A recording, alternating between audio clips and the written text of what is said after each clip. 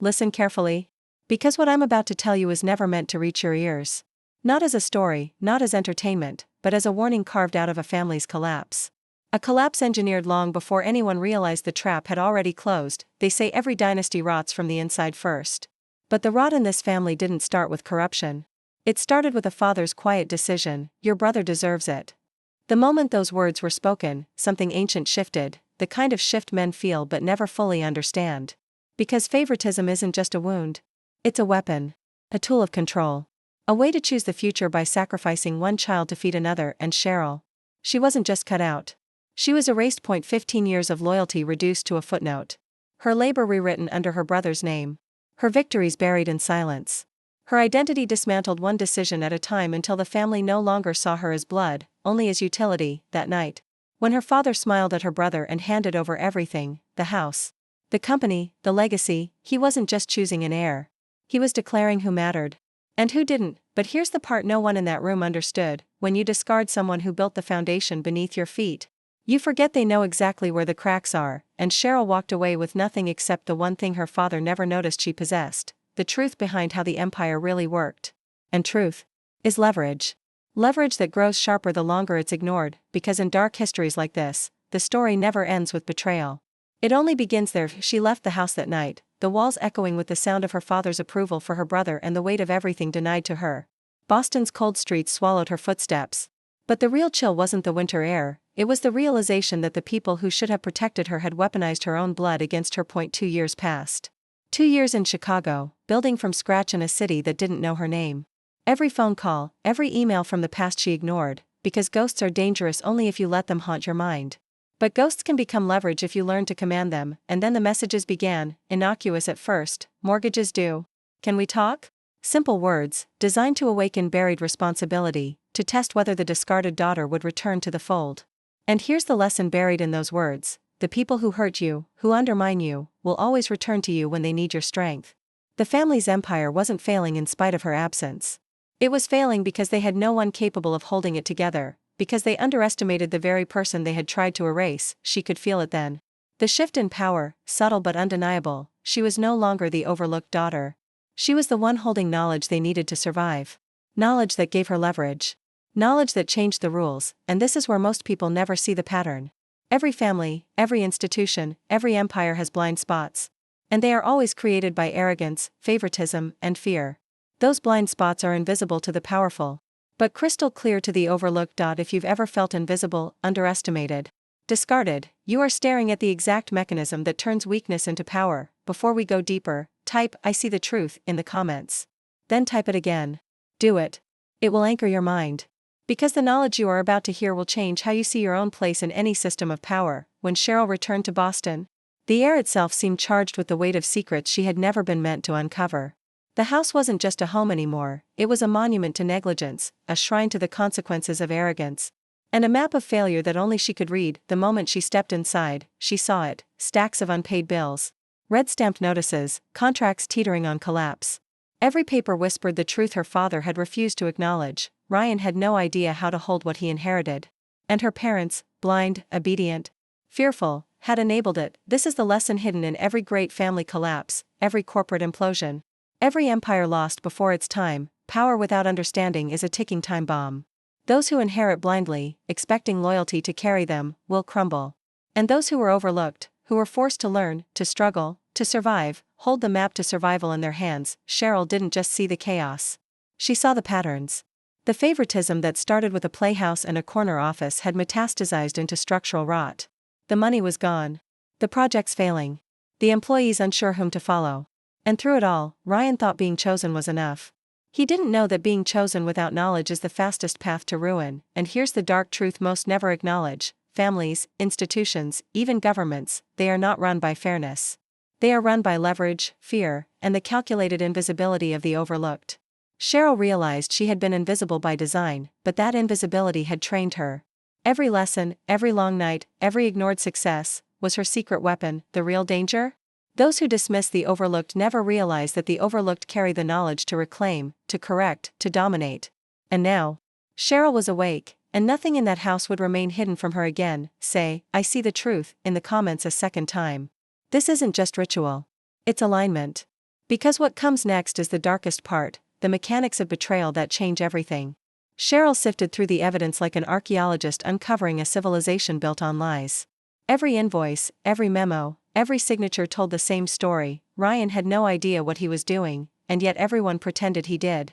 This was not incompetence, it was institutional negligence masked as authority. Her father had handed over a kingdom without ensuring the heir could wield the crown. And in doing so, he weaponized loyalty and trust against the one person capable of saving it. This is the hidden rule of power most never see: you can control people by choosing who you undervalue, who you discard, and who you assume will bend to your will. And when that assumption fails, everything unravels. Cheryl didn't just observe. She understood the psychological mechanics. The guilt her parents felt but refused to acknowledge. The arrogance her brother clung to, mistaking entitlement for skill. The fear rippling through employees who once respected competence, now confused by incompetence in leadership. All of it was leverage. And Cheryl was the only one holding it. The night she confronted them, it wasn't anger that filled the room, it was clarity. The clarity of someone who has seen the truth in its rawest, most unflinching form. Every family empire, every company, every hierarchy hides its weaknesses behind ceremony and titles. And those weaknesses are where the overlooked strike back. Power, she realized, isn't given. It's recognized, seized, and enforced by those who see what others refuse to see. She wasn't just walking back into the house. She was walking into a battlefield disguised as a family dinner, armed with knowledge, experience, and the quiet certainty that the empire they had ignored was hers to reclaim if she chose. And now, the stage was set for the collapse that had been decades in the making. A collapse built not on violence, but on truth. On leverage. On awakening. The room was silent, but the silence screamed with all the things left unsaid for years. Her father's posture slumped. Shame and fear warred behind his eyes. Her mother's hands trembled, a subtle betrayal of the panic she tried to mask. And Ryan? Ryan's smug confidence faltered under a glance that could pierce through pretense and entitlement alike. Cheryl laid the documents on the table. One by one, each a revelation of mismanagement, overspending, and deception. This wasn't a lecture. This was an unveiling. The kind of unveiling that makes people understand how easily they've been manipulated. How thoroughly they underestimated the wrong person. Her father tried to interrupt, murmuring excuses, half-truths, soft justifications. She let him speak for a moment, the way a predator lets the prey believe it has a chance. Then she leaned forward, calm, commanding, and dropped the weight of reality into the center of the room. You think being chosen gave you power, she said, voice cold but precise. It didn't. It gave you responsibility you couldn't carry. You were handed the house, the company, the legacy, and you squandered it. I built it, I saved it, and now you want me back because you finally realize you need someone competent. Ryan's chair scraped back, his voice rising, a mix of indignation and fear. You always think you're perfect. Cheryl's eyes didn't waver. Perfection isn't the issue. Competence is. And I am the only one here who can save this before it all collapses. Her parents exchanged glances, a silent plea trapped behind decades of habit and fear. And this is the lesson they never realized: power does not reside in titles, inheritance, or birthright. Power resides in those who see the truth and act on it, regardless of what the system tells them they deserve. Tonight, Cheryl wasn't just confronting her family. She was redefining the hierarchy. She was showing them, in stark clarity, that the overlooked cannot be ignored forever. Cheryl didn't raise her voice. She didn't threaten. She simply laid out the terms, a blueprint of control drawn from years of knowledge, experience, and the mistakes of those who underestimated her. Majority ownership, she said, calm, deliberate. Full decision-making, operational authority, financial oversight. And Ryan steps down from executive responsibilities immediately. Anything less and I walk. Her father's jaw tightened. Cheryl, that's a lot to ask. You left. You gave up. Her reply was quiet, almost lethal in its precision. I left because you told me I didn't deserve it. Now you want me back because you can't survive without me. The power dynamic hasn't changed, it's reversed. And I am no longer the daughter who begged for recognition. I am the one who holds the keys. Ryan scoffed, anger mixed with panic. This is insane. You can't just, Cheryl interrupted, voice razor sharp. Insane? You inherited a house, a company, a legacy. I inherited the knowledge of how it actually works. And that knowledge gives me leverage you will never understand until it's too late. Every unpaid invoice, every mismanaged account, every misplaced contract she revealed was a weapon, not against family, but against incompetence disguised as authority. She made it clear, the empire wouldn't survive under ignorance. And if they wanted survival, they would follow her rules. Her parents' silence spoke volumes. Fear, guilt, and respect mingled into a volatile cocktail. For decades, power had been misallocated. Now, it was being reclaimed by the overlooked. The underestimated, the one who knew the hidden architecture of every decision, every relationship, every failure, and this is where the forbidden truth hits: families, corporations, governments, they crumble not from outside attack, but from ignoring the ones who actually understand how to keep the machine alive. Cheryl didn't just confront the past. She commanded the present. And for the first time in decades, the house, the company, and the legacy were aligned under the mind that had been quietly shaping it all along, without anyone ever noticing. The room was heavy with silence, a silence that spoke louder than any argument, louder than any accusation. Cheryl didn't need to shout. Every paper, every number, every exposure of neglect and incompetence had spoken for her. The empire they thought they owned by birthright was now being commanded by the one they had ignored. The one they underestimated. Her father's shoulders sagged, weighed down not by age, but by the crushing realization that he had been wrong. Ryan's face had lost its color, the mask of entitlement replaced by raw panic. Her mother's eyes shimmered with tears, a mixture of fear and awe. Cheryl leaned back, letting the gravity of the moment settle. She had walked into a battlefield disguised as a family home, armed with something they could never take: clarity, knowledge, and control. She had revealed every hidden agenda, every mismanaged asset, every act of negligence and favoritism that had led them to this brink. And she had drawn the line: either follow her terms, or watch the empire collapse entirely. This is the forbidden lesson most never admit: power is invisible until it is asserted. Titles, inheritance, privilege, they are illusions if the holder does not understand the machinery beneath them. The overlooked, the dismissed, the underestimated, they are the real architects of survival and dominance. Cheryl didn't just reclaim her place. She transformed it. She didn't need revenge. She needed truth. She didn't need approval. She needed leverage. And now, finally, she had both. For those watching, understand this: the world rewards those who see what others refuse to see. Those who are ignored, dismissed, or silenced, they hold the blueprint of hidden power. And once you awaken to that truth, nothing is ever the same. Some doors can only be opened by the one they were meant to lock out.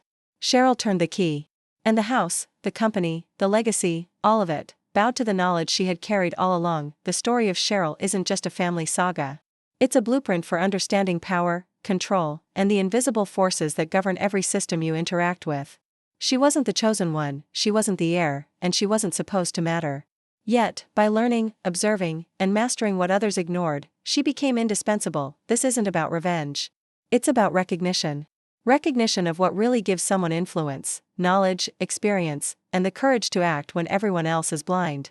The overlooked are often the ones holding the keys they never realized were theirs. And when those keys are finally turned, the world shifts, quietly but irrevocably, in their favor. For anyone watching, there's a lesson embedded here: systems, families, organizations, they are all full of hidden weaknesses, blind spots, and assumptions that the powerful take for granted. If you are willing to see, learn, and act, you can turn invisibility into leverage, dismissal into authority, and underestimation into dominance. Cheryl's journey shows us that being discarded isn't the end, it can be the beginning of true power.